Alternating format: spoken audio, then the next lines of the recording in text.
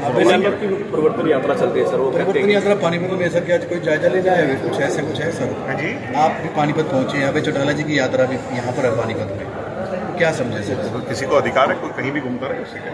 वो कहते हैं कि जेजेपी की टिकट लेने वाले विधानसभा चुनाव में कोई नहीं बचेगा, पार्टी बिल्कुल खत्म हो चुकी है क्योंकि जनता परेशान है इन लोगों से।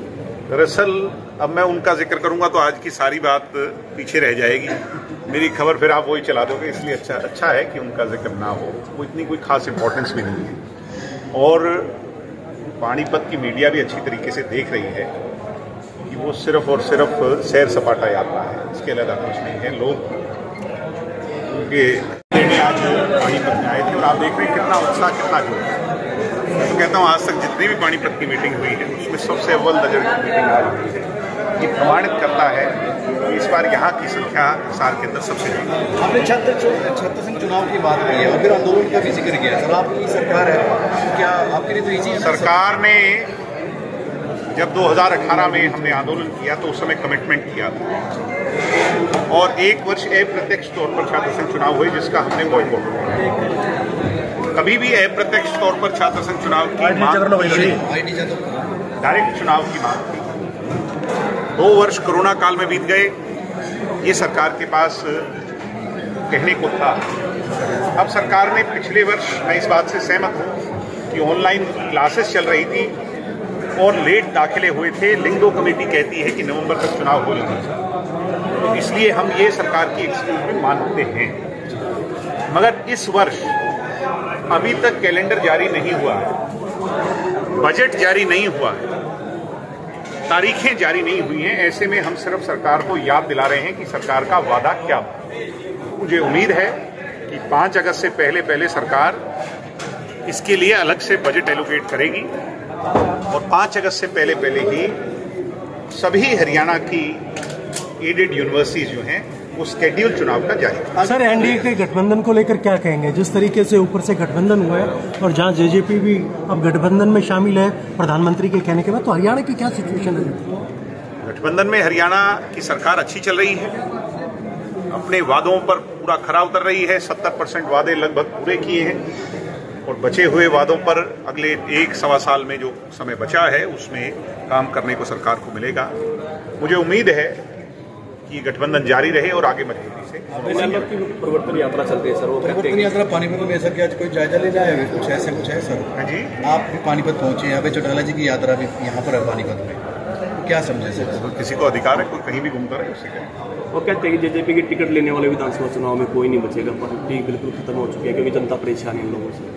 दरअसल अब मैं उनका जिक्र करूंगा तो आज की सारी बात पीछे रह जाएगी, मेरी खबर फिर आप वही चला दोगे, इसलिए अच्छा है कि उनका जिक्र ना हो, वो इतनी कोई खास इंपॉर्टेंस भी नहीं है।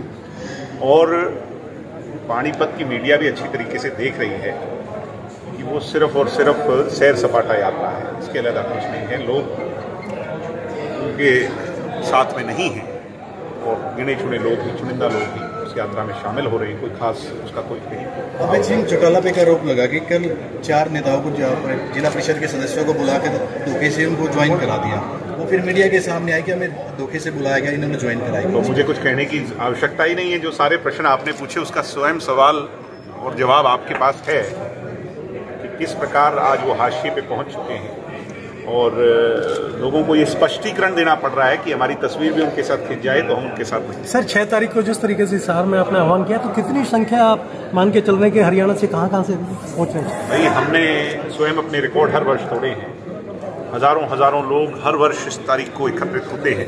सिरों की गिनती तो आपका कैमरा उस दिन करेगा।